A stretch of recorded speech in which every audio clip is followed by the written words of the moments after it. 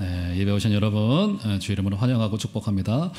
제가 처음 뵙는 분들도 좀 많으신 것 같고 진짜 오랜만에 뵙는 우리 장기 결석자들도 꽤 되시고 결혼하면서 저한테 잘 나오겠다 약속했지만 잘 못 나오시던 나오신 분도 계셔서 깜짝 놀랐고 너무 반갑다는 인사를 꼭 드리고 싶고요.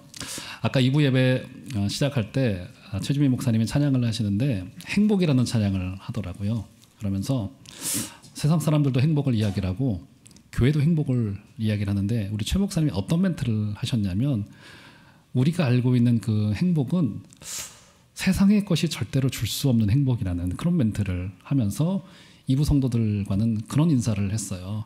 당신은 정말 행복한 분입니다. 그것은 세상이 주는 행복과는 좀 달라요. 다시 한번 좀 인사해 볼까요? 당신은 정말 행복한 분이십니다. 우리 옆에 분들 뒤에 분들에게 그렇게 인사하겠습니다. 당신은 정말 행복한 분이십니다. 네. 제가 아까 2부 때도 말씀드렸는데 제가 어디에 가서 우리 교회를 소개할 때마다 제가 지난번 특별 새벽 기도에도 다른 교회 가서 설교를 두세 군데 가서 설교를 했는데 그 교회 앞에 오프닝을 열면서 제가 이제 새로운 목사니까 우리 교회 소개를 해야 되잖아요. 그러면서 우리 종암동에 관한 제가 잘 알지는 못하지만 우리 종암동의 역사에 관한 그런 소개 그리고 우리 종암제일교회는 뭐 60여 년의 역사이기 때문에 또 우리 전임 목사님이셨던 우리 원로 목사님에 대한 소소한 자랑 뭐 이런 거를 좀 엮어가지고 제가 항상 우리 교회를 소개할 때마다 어떤 소개를 드리냐면 우리 종암제일교회는 너무너무 착한 교회다 이런 소개를 늘 합니다. 최고의 자랑거리 중에 하나가 뭐냐면 교회가 착하다는 거예요. 성도님들이 너무 착하다는 겁니다. 제가 우리 교회에 처음 왔을 때 이제 8년 전 횟수로 제가 벌써 8년 됐어요. 좀 있으면 10년 차입니다. 저도 8년 차고 만 7년이 돼가는데 40대 중반에 왔으니 초중반에 왔으니 얼마나 우리 어르신들이 보기에 부족하고 연약하고 지금도 사실은 아직은 나 이제 갓 50 넘겼는데요. 얼마나 부족하고 연약한 점들이 많겠어요. 그냥 가만히 제가 8년 차 들어서 이 온가족데이 설교를 준비를 하는데 내가 사랑 많이 받았구나. 사랑을 정말 많이 받았고 성도님들이 많이 인내해 주시고 참아 주시고 그러려니 해 주시고 알아도 모른 척 몰라도 아는 척 해주셔서 내가 사랑받고 온 거구나 이런 생각을 하게 됐습니다. 제가 지난번 특별 새벽 기도에 다른 교회 가서 설교하는데 교회 자랑했어요. 뭐 다른 자랑이 아니라 교회 자랑할 게 뭐가 있겠습니까? 뭐 우리가 뭐 삐까번쩍한 건물을 올리겠습니까? 아니면 뭐 뭘 있겠습니까? 우리 성도님들 뭐 예수님 당연히 자랑하는 거지만 우리 성도님들은 너무너무 착한 성도님들이 모여있는 교회고 우리 당회 장로님들도 저를 든든히 뒤에서 밀어주시고 지지해주시고 사랑해주시는 게 너무 요즘 들어서 저에게는 굉장히 감격적으로 다가와서 부족해도 제가 7년 8년이 올 수 있었던 것은 물론 하나님의 은혜지만 우리 성도님들의 이해와 배려 때문에 여기까지 온 거구나라는 생각을 많이 했고 오늘 우리 교회 처음 방문하신 분들에게는 제가 우리 교회 자랑합니다. 정말 우리 교회는 착한 교회입니다. 아주 좋으실 거고요. 뭐 하나님께서 어떠한 방법으로 엄마가 너 이번에 안 오면 내 장례식 오지 마 그래가지고 그런 엄마 아빠 계셔가지고 억지로 끌려오신 분들 아니면 너 내 친구인데 이제부터 절교에 안 오면 뭐 이래서 오신 분들 계실지 어떤 이유로 오셨는지 모르겠지만 기왕 오신 김에 남아있는 저와의 시간은 이제 한 25분 30분밖에 안 됩니다. 저는 오늘 이 시간 한 30분 동안 여러분들에게 어디서도 듣지 못할 가장 중요한 이야기 제가 목사가 된 이유요 지구상에 있는 60억 70억 인구라고 말하고 있는데 이 모든 인류가 반드시 들어야만 되는 가장 중요한 이야기 한 가지를 꼭 여러분들에게 꼭 드리고 싶습니다. 귀 기울여 들어주시고 네 가지의 영적인 원리 흔히 사형리라고 말하는 네 가지의 원리를 꼭지점으로 해서 여러분들에게 말씀을 드릴 때 오늘 우리의 최고의 영광의 구주가 되시고 우리의 선물이 되시는 예수 그리스도가 여러분들에게 받아들여지고 그분으로 인하여서 진정한 행복이 있게 되어지고 영생의 소망을 받게 되는 은혜가 있기를 주의 이름으로 축원드립니다. 이사야서 40장 8절 이사야라고 하는 선지자가 우리의 인생을 좀 올려줘 보실까요? 구절을 우리의 인생을 풀과 꽃에 비유합니다. 풀은 마르고 꽃은 시든다고 이야기를 합니다. 저기 우리나라의 정서로 보면 조금 이해가 되질 않아요. 우리는 꽃이 주로 봄에 펴서 가을에 집니다. 그래서 꽃을 아름답다고 이야기를 하는데, 그래서 이 성경이 쓰여졌던 팔레스타인 지역에서는 조금 다릅니다. 아마 기사를 보신 분들이 계실 거예요. 갑자기 중동 지역에 그 사막에 비가 오면요, 갑자기 하루 만에 풀이 사람의 키만큼 자라 올라갑니다. 굉장히 아름다워 보여요. 그리고 갑자기 막 꽃이 막 만개하기 시작을 해요. 그러다가 그 다음날이 돼서 40도의 장렬하는 태양 밑에서 그 풀과 꽃은 하루나 이틀이 지나면 금세 말라버립니다. 그것을 보고는 이사야 선지자가 우리의 인생을 풀과도 같다, 꽃과도 같다고 표현했던 거예요. 그러니까 우리의 인생이 너무나도 하루살이와도 같고 너무나도 한계가 많은 인생이라고 하는 사실을 저렇게 표현해내고 있는 겁니다. 우리의 인생은 풀과 꽃과도 같아요. 근데 풀이나 꽃은 시들기는 하지만 아름다울 때가 있기도 하고 희망스러울 때가 있기도 하죠. 향기도 나고요, 벌들이 모여들기도 하고요, 인생의 그 전성기를 보내기도 합니다. 그죠? 전성기를 보내기도 해요. 우리 꽃과 같은 때를 보내요. 젊음의 패기도 있고요, 그 남성다움의 그 멋짐도 있고요, 그 여성의 아름다움을 보낼 때도 있고요, 성공을 향한 그 열정으로 그 젊은 시절을 보내기도 합니다. 그렇죠? 하지만 어때요? 여기 앉아 계신 인생의 선배님들은 어떻습니까? 너무나도 금방 지나가잖아요. 젊음도 지나가고요, 남성의 멋스러움도 지나가게 되고요, 여성의 그 아름다움도 전부 다 지나가게 됩니다. 전부 다 지나가게 돼요. 이거 누구도 막을 수 없어요. 전부 다. 인생의 마디마디마다 꽃이 피는 것 같지만 이 피는 꽃들이 금방 지게 되고 금방 그 풀들은 전부 다 말라가는 것이 우리의 인생과도 같다는 겁니다. 지금 이사야 선지자가 그래서 어떤 이야기를 하고 있냐면 그 꽃과 풀 전부 다 떨어진다는 겁니다. 너무 죄송한 표현이지만 전부 다 지게 되고 그 인생은 너무나도 금방 지나가게 된다는 거예요. 지혜로웠고 지식으로 충만했던 사람이 어느 순간인가 자신의 총명함이 전부 다 사라지고 눈빛이 흐려지고 다리에 힘이 빠지고 하는 인생으로 우리의 인생을 우리가 그저 그런 세상의 관점으로만 조망해 보면은 인생을 한마디로 너무 허무하다. 염세주의 철학자였던 쇼펜하우어 같은 경우는 그래서 자살을 독려를 합니다. 거의 인생의 쾌락을 즐기고 행복하게 마음껏 자신을 위해서 살다가 금방 죽는 것이 오히려 인생의 복락과도 같고 사람은 다 사라져갈 존재들이다, 전부 다 없어져갈 존재들이라고는 이상한 이야기를 해내면서 그저 죽음을 미워하고 염세주의를 찬양했던 것이 그저 철학자가 했던 결과일 뿐이지 않습니까? 인생이 너무나도 허망한데 세상의 관점으로 본다면 그렇게 평가할 것 같아요. 너무 허무하단 말이에요. 너무 지나가 버린단 말이에요. 불과 20년 전에 우리의 아름다움은 지나가고요, 성공의 열정도 지나가고요, 이렇게 되는 것이 인생일 뿐인 거란 말이에요. 그렇죠? 풀과 같은 인생, 너무나도 허무한 인생이라고 하는 사실인 겁니다. 그러니까 우리가 잠깐 살다가 이 인생인데, 그러면 우리 기독교 이 진리는, 성경은, 우리가 모시고 있는 이 예수 그리스도는 이 허무한 인생에 대한 답을 줄 것이 분명하단 말이에요. 그래서 저는 오늘 여러분들에게 세 가지의 꼭지점으로 하여서 이 허무한 인생 속에 우리에게 진정한 해답이 무엇인지를 여러분들에게, 우리에게 가장 중요한 분 한 분을 소개함으로써 여러분들에게 좀 말씀을 드리고자 합니다. 첫 번째입니다. 첫 번째 진리예요. 자, 우리가 읽었던 요한복음 3장 16절을 다시 한번 좀 읽어볼까요? 자, 3장 16절 한번 한 소리로 좀 읽어보도록 하겠습니다. 시작. 하나님이 세상을 이처럼 사랑하사 독생자를 주셨으니 이는 그를 믿는 자마다 멸망하지 않고 영생을 얻게 하려 하심이라. 위대한 첫 번째 진리가 뭐냐면 하나님은 사랑하기 위하여 존재하시는 분이라는 사실입니다. 하나님이 세상을 이처럼 하나님이 세상을 사랑하셨다는 겁니다. 이것을 좀 치환하여 이야기를 하면 하나님이 나를 사랑하셨다는 거. 하나님이 나를 사랑하셨다는 거. 성경은 심지어 요한일서 4장 18절에 하나님은 사랑이시라고까지 말씀하실 정도로 하나님에게서 사랑은 뗄래야 뗄 수 없는 존재입니다. 하나님은 사랑하시기 위하여 존재하고요, 하나님은 우리를 사랑하시기 위하여 우리를 만드셨습니다. 그러니까 사람의 인생이라고 하는 것이 그저 허무감만 부르다가 나를 위한 인생으로 나의 배만 채우다가 나의 욕망을 채우다가 살아갈 존재가 아니고 하나님의 사랑을 받는 굉장히 중요한 자들로 우리를 부르셨다는 겁니다. 이 사랑하기 위해서 하나님이 우리를 부르신 우리는 굉장히 소중한 존재들이라고 하는 사실이에요. 그래서 우리는 적당히 살아갈 존재들이 아니고요, 이 세상에서 나만을 위해서 살다가 이상한 허무가나 부르면서 내 인생의 배만 채우면서 살아갈 존재들이 아니라 하나님이 우리를 사랑하셔서 우리를 지금 이 자리에 부르셨고 지금 여기까지 우리를 인도하셨다는 겁니다. 하나님이 우리를 사랑하기 위하여 여러분들을 만드셨다라고 하는 이 창조의 원리 속에 우리 사랑하는 귀한 우리 성도 여러분, 우리에게 처음 나오신 우리 귀하신 우리 형제자매 여러분, 하나님이 여러분들을 지금 주목하여 바라보시고 하나님이 여러분을 사랑하신다는 사실을 꼭 기억하시는 은혜가 있기를 주의 이름으로 축원드립니다. 그래서 사람답게 살기 위하여서는요, 이 사랑이라고 하는 것이 굉장히 중요해요. 아주 기초적인 우리의 본질과도 같은데요.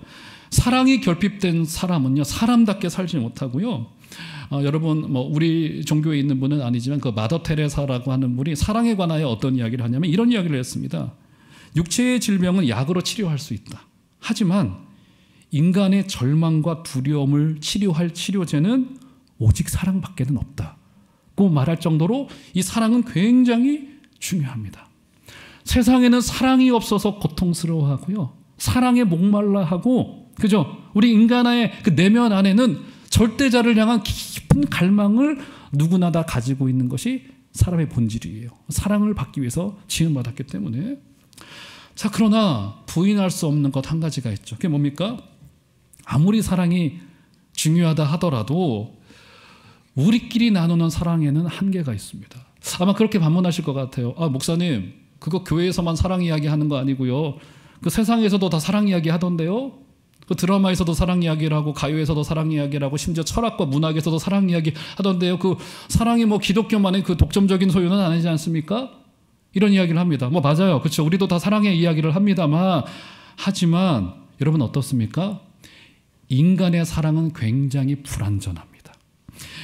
인간이 아무리 사랑한다고 달려들어 본다 하더라도 갈증만 더 커지는 것 같아요. 세상을 향한 우리의 사랑은요, 나중에 우리에게 허무만을 가져다 줍니다. 오직 하나님을 향한 사랑만이, 그러니까 사람은 누구나 자신의 인생을 사랑해요. 사랑하지 않을 사람은 없습니다. 자신의 인생을 향하여 집착하고요, 그죠? 내가 나를 사랑하는 것이 부족해서 남이 나를 사랑해 주는 것까지 욕심을 부리는 것이 사람의 사랑에 관한 욕구인 거란 말이에요. 제가 목회를 하면서 이제 잊히지 않는 몇몇의 성도님들이 계신데, 그 중에 한 분에 관한 이야기를 여러분들에게 좀 소개를 해드리도록 하겠습니다. 제가 그분을 만났을 때는 그분이 한 30대 중후반 정도의 나이가 됐어요. 그분은요, 우리나라 소위 그 신림동에 있는 그 최고의 대학을 나왔어요. 무역학과인가 제 기억이 아마 그래요. 나왔습니다. 그분은 20대 학창 시절에 아주 철저한 이론적인 무신론자였었습니다. 얼마나 똑똑하고 책을 많이 읽었는지 몰라요. 그래서 그분은 대학 시절에 하는 일이 뭐였냐면 기독교 동아리 방에 찾아 들어가서 동아리 그 기독교인들 아니겠습니까? 그 청년들하고 막 논쟁을 해가지고 신이 없다, 인간이 없다, 성경은 잘못됐다, 이것을 막 논박으로 이기던, 그것을 즐겨하던 정말 철저한 이론적인 무신론자였었어요. 최고의 학부를 나왔단 말이에요. 그분이 이제 학교를 졸업을 하고는 전공과는 다른 사법고시를 준비하게 돼요. 사법고시를. 자신이 있었죠. 워낙 똑똑했기 때문에. 사법고시 준비하게 되는데 이 사법고시가 고약합니다. 아무리 공부를 잘한다 하더라도 이 사법고시에 맞는 사람이 좀 있는 것 같아요. 이분이 1년 차 떨어져요. 2년 차 떨어져요. 5년 차, 6년 차까지 떨어집니다. 인생의 실패를 맛본 거예요. 서울대학교의 사법고시라고 하면 우리나라 최고의 엘리트 코스를 밟으면서 자신의 인생을 사랑했던 사람이었습니다. 보기 좋게 떨어졌어요. 여기에 엄청나게 큰 충격을 받았습니다. 인생에서 큰 실패를 맛본 거예요. 내가 안 되는 게 있구나, 이걸 맛본 거예요. 그리고는 그는 결국 사법고시를 포기하고 한 기업에 입사를 하게 됩니다. 이랜드였어요.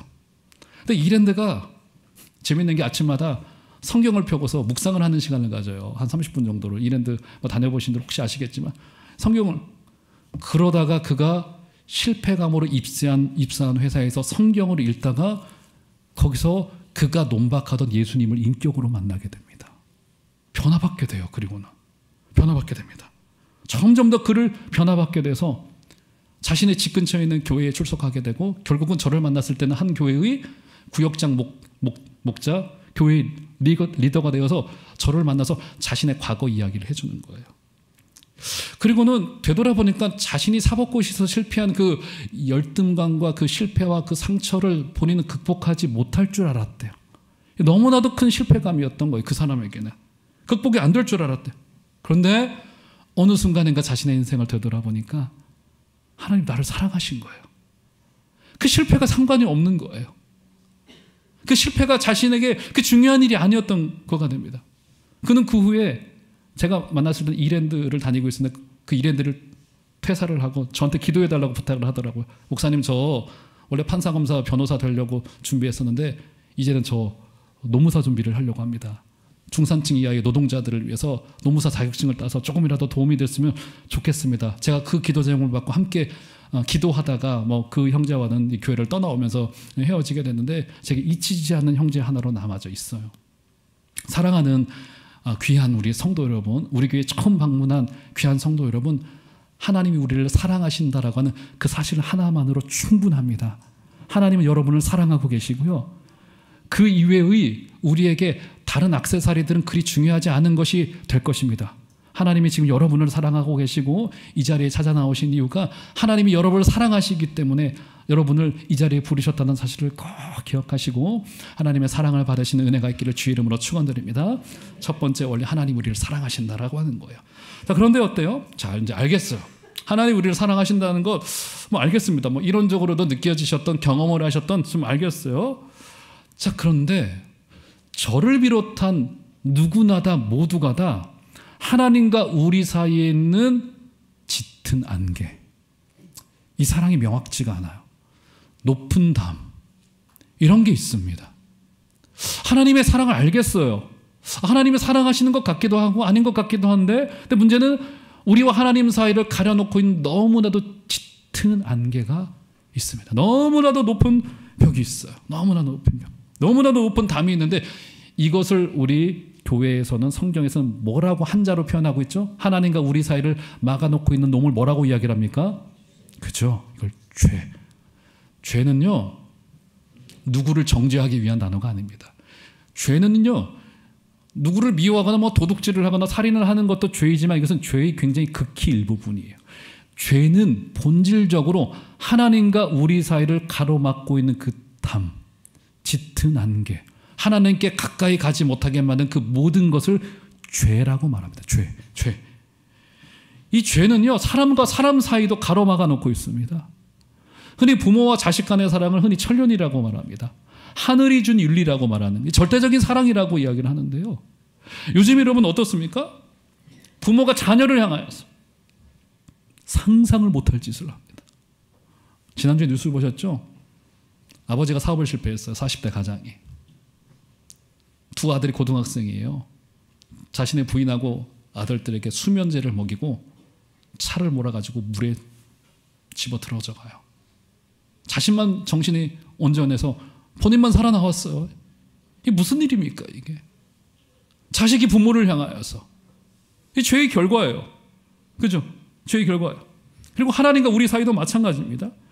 죄가 가려놓고 있습니다. 하나님의 사랑에게 가까이 다가가지 못하도록 죄라고 하는 놈이 하나님의 사랑을 발견하지 못하게 만든단 말이에요. 자, 그러면 성경이 이 죄에 대한 결과를 어떻게 이야기하는가를 볼까요? 자, 로마서 6장 23절을 올려줘 보시면 한번 다 같이 한번 한 소리로 좀 읽도록 하겠습니다. 시작. 죄의 삭은 사망이요 하나님의 은사는 그리스도 예수 우리 주 안에 있는 영생이니라. 저기 분명히 목 받고 있죠. 죄의 삭, 죄의 결과가 뭐라고요? 사망. 여기서 사망, 이 죽음을요, 다른 말로 심판이라고도 말할 수 있고 멸망이라고도 말할 수 있고요. 성경은 이것에 대하여 지옥이라고도 표현을 하고요. 그죠? 우리에게 사망, 죽음, 멸망, 죄의 결과, 그 심판이 있을 것임을 분명히 이야기를 합니다. 이거는 우리가 현상적으로도 알고 있죠. 인간은 누구나 다 죽음 앞에 서야만 됩니다. 이건 피할 수 없는 현실이에요. 사람이 이 죽음 때문에 얼마나 작아지고 비참해지는지 몰라요. 작년 통계를 보니까 작년 한 해 전 지구에서 약 한 5,700만 명이 사망했다고 하더라고요. 5,700만 명이 무려. 우리나라 인구가 5,200만 300만입니다. 우리나라 인구가요, 1년에, 그러니까 죽음이 인간을 쓸어 담고 있는 거예요. 죽음의 위력은 너무나도 강력합니다. 죽음은 사람에게 공포심일 뿐만, 두려움이라고 하는 감정일 뿐만이 아니라 이것은 실제요, 현실이에요. 어마어마한 위력을 가지고 무려 5,800만 명의 사람들, 그러니까 10년이면 6억이고요. 100년이 지나지 않아서 지금 이 지구상에 살고 있는 모든 사람 거의 대부분은 전부 다 이 땅에 사라지게 될 거예요. 전부 다 땅 밑에 묻히게 될 거예요. 그죠? 이 어마어마한 위력을 가지고 있는 것이 이 죽음이라고 하는 죽음. 이 죽음의 위력이 얼마나 강력했던지 문인들이 이런 이야기를 남겨놨습니다. 셰익스피어라고 하는 여러분들이 들어보셨을 만한 문인은 죽음을 이렇게 이야기를 해요. 죽음을 제외하고 아무것도 내 것이라 부를 것이 없다. 너무너무 절망적이에요. 단테라고 하는 문인은요, 철학자는 이런 이야기를 했습니다. 그의 책 지옥편에서 이리로 들어가는 자는 희망을 버릴지어다. 그러니까 죽음에 대해 그 이야기는 이리로 들어가는 자는 희망을 버릴지. 그러니까 죽음이라고 하는 것은 사람이 피할 수 없는 운명과도 같고요. 누구나 다 가는 데는 진짜 순서 없습니다. 누구나 다 맞이해야 되는 굉장히 어려운 인간의 그 현실인 거란 말이에요.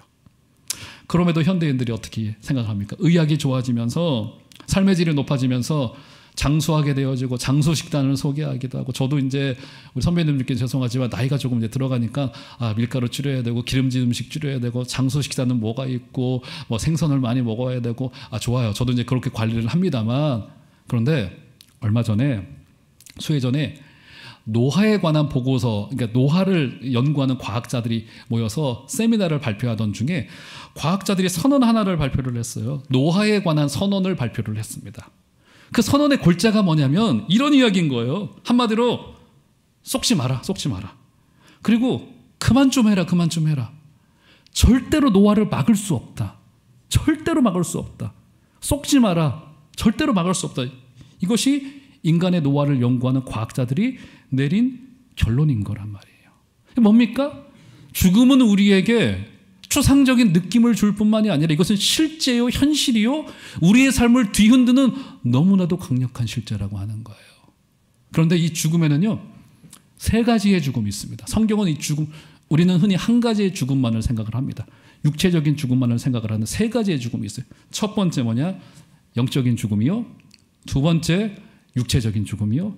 세 번째 영원한 죽음입니다. 영적인 죽음은요, 죄로 인하여서 하나님과 우리 사이가 단절된 것을 뜻할 때 영적인 죽음이라고 말하고요. 이게 첫 번째 영적인 죽음이고요. 육체적인 죽음은요, 인간은 누구나 이 몸의 이 육신은 아까 죄의 삭선 사망이라고 이야기했기 때문에 사람은 누구나 육체적인 죽음을 경험할 수밖에 없습니다. 육체적으로 죽게 돼요. 아무리 길어봐야 100년입니다. 그 기간 살다가 누구나 다 예외 없이 다 죽어갈 수밖에 없습니다. 그죠? 어떤 분들은 그렇게 반문하세요. 아니, 그 교회는 늘 죄제거리는데 그건 너무 기분도 나쁘고 저는 죄 지은 게 없는데요. 이렇게 반문하실 수 있는데, 나에게 죄가 어딨냐고 반문하는 그분에게 제가 이렇게 말씀드리고 싶습니다. 죄가 없다면 안 죽으면 됩니다.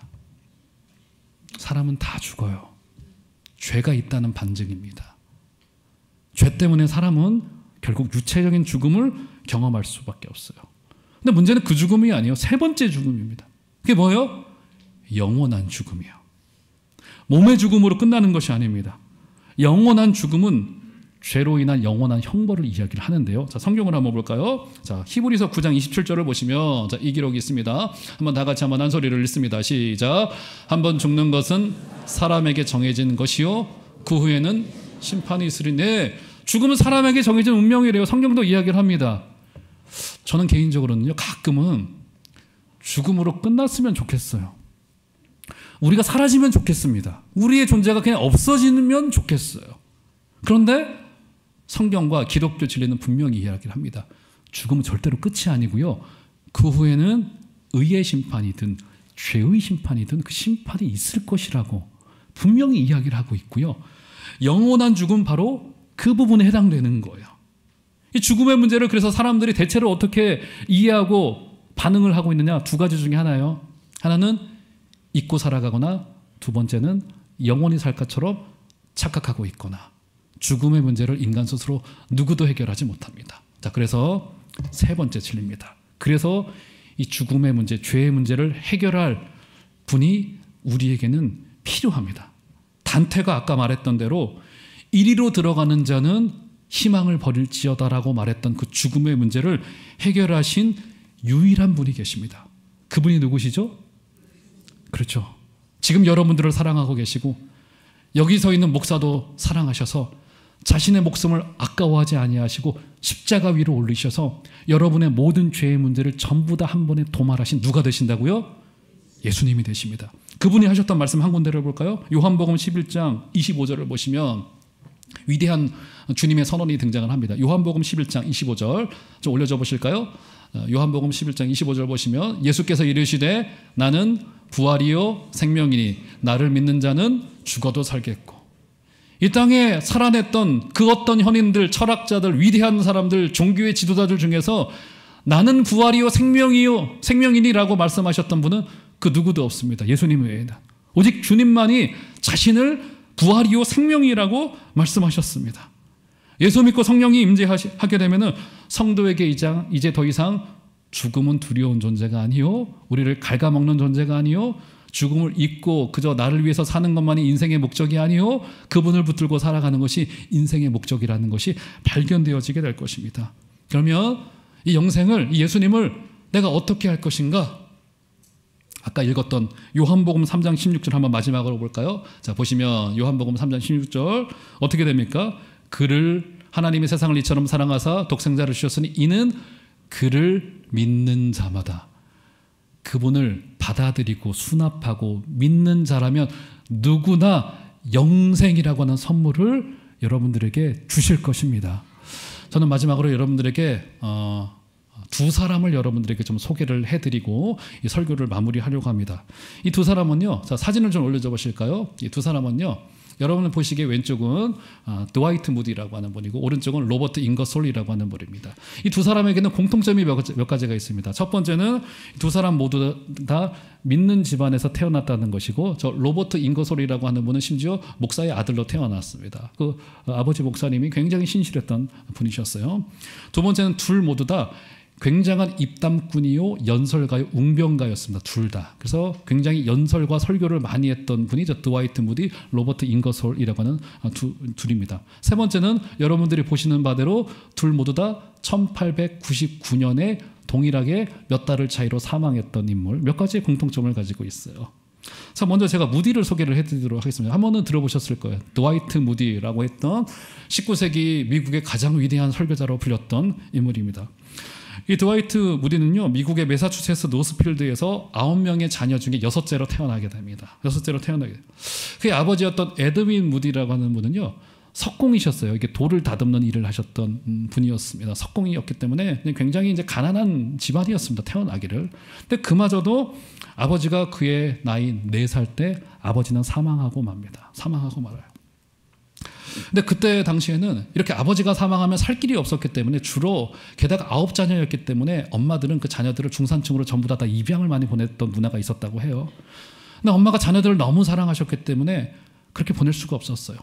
9명의 자녀들을 그때로부터 목숨을 걸고 먹이면서 이 아이들에게 신앙 교육을 그때로부터 시작을 합니다. 신앙 교육을 잘 받았어요. 하지만 너무 가난했던 그 가난은 이길 수 없었기 때문에 무디가 13살 되던 해에 그는 지금 우리로 말하면 초등학교를 졸업하고 학업을 그만둬야 됐습니다. 저분은 초졸이세요. 초졸이십니다. 초등학교 졸업밖에는 하지 못했습니다. 그리고는 가난 때문에 17살이 되던 해에 외삼촌 댁의 구두가게의 점원으로 그가 들어가게 됩니다. 점원으로 일하면서 구두 만드는 일을 하기 시작을 해요. 그의 나이 17살 때입니다.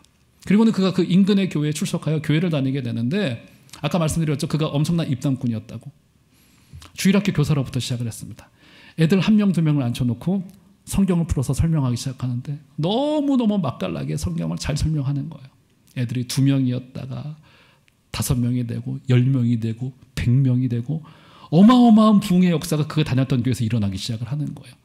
그 명성에 힘입어서 이 드와이트 무디는 간단한 신학교육을 받고 미국 전역을 비롯하여서 전 세계를 돌아다니면서 복음을 전하는 위대한 설교가, 위대한 웅변가가 되어져서 많은 사람들을 생명으로 이끄는 데 쓰임받았던 인물이 저 드와이트 무디라고 하는 분이에요. 자, 그러면 자, 로버트 잉거솔의 인생을 소개를 해드릴까요? 자, 로버트 잉거솔은요, 그의 인상에서도 드러나듯이 굉장한 고집스러운 불가지론자였었습니다. 이 불가지론자가 뭐냐면, 나는 내가 못 본 것은 믿을 수 없다는 것이 불가지론자들의 주장입니다. 못 본 것은 못 믿는다. 이겁니다. 그는 굉장한 웅변가의 연설가였고 변호사였기 때문에 그는 단순한 무신론자가 아니라 미국 전역을 돌아다니면서 하나님과 성경과 교회를 조롱하는 데 앞장섰던 인물이었습니다. 워낙에 탁월한 말씀실을 가지고 있었기 때문에 청중들의 집중도가 굉장히 높았고요. 특별히 젊은이들이 그의 연설에 굉장히 환호했다고 합니다. 그 전국을 돌아다니면서 했던 캐치프레이즈가 뭐냐면 이거였습니다. 성경은 허위이고 우화이며 잔인하며 음란하고 거짓이다.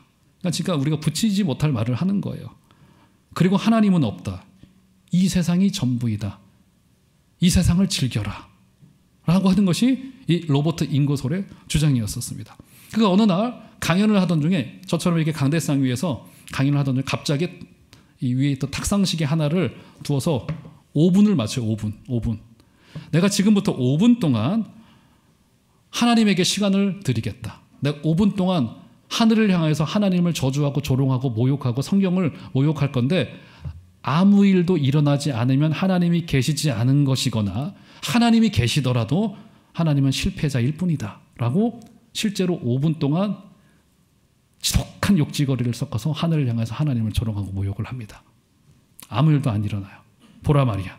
하나님이 계시지 않는다고 주장을 합니다. 그의 연설로 인하여서 성경의 기반 위에 세워졌던 원래 하버드, 예일, 프린스턴 대학교들이 전부 다 신학교로 시작했었습니다. 그의 19세의 이 설교로 인하여서 수많은 젊은이들이 열광을 하면서 하버드와 예일과 프린스턴이 급속히 세속화되어지는 결과를 맞게 돼요. 자, 그러면 두 사람의 장래를 한번 생각을 해볼까요? 그 사람의 마지막 부분을 생각을 해보겠습니다. 먼저 로버트 잉거솔, 저 사람 1899년 7월쯤에 그가 사망을 했는데요. 같은 해에 이 로버트 잉거솔을 정말로 사랑했던 필립 브룩스 목사님이라는 분이 계십니다. 그 브룩스 목사님이 본인의 임종을 앞에 두고 로버트 잉거솔 변호사를 자신의 집으로 초대를 합니다. 마지막 복음을 전하고 싶으셨던 것 같아요. 그때 브룩스 목사라고 하는 분이 저 잉거솔에게 남겼던 마지막 말이 기록되어져 있는데 제가 그것을 그대로 좀 읽어드리도록 하겠습니다. 조용히 그의 양손을 붙잡고 간절하게 부탁을 합니다. 잉거솔 선생, 다른 사람과는 천국에서 다시 만날 수 있을 것 같아 특별히 따로 인사하지 않았습니다. 그러나 아무래도 당신은 천국에서 다시 만나지 못할 것 같아 지금 작별 인사를 하려고 합니다. 잉거솔 선생, 하나님을 믿고 새 사람 되기를 진심으로 바랍니다. 이것이 나의 마지막 부탁입니다. 이런 부탁을 했어요. 하지만 완고했던 잉거솔은 끝까지 자신의 고집을 굽히지 않았어요. 그리고는 너무나도 놀랍게도 얼마 지나지 않아서 저 잉거솔은 갑자기 사망하게 됩니다. 갑자기 사망하게 돼요. 이 잉거솔의 죽음 앞에 그의 부인이 아주 절규하며 통곡하기 시작을 합니다. 심지어 남편과 헤어지기 싫다고 남편의 시신을 집안에 방치를 해뒀어요. 며칠과 몇 주를 방치하는 바람에 그때가 여름이었기 때문에 시신 썩는 냄새와 또 건강에 좋지 못하다라고 하는 동네 사람들의 이 만류에도 불구하고 시신을 가정에 두면서 막 시신 썩는 냄새가 온 동네를 막 다 휘감았다는 기록이 남아져 있습니다. 가족들이 결국 말려서 장례를 치르는데 장례의 장면이 남아져 있는데 비통하고 처절하고 절규로 가득하고 죽음의 공포로 가득했던 장례였다는 기록이 남겨져 있습니다. 그가 어디로 갔을까요?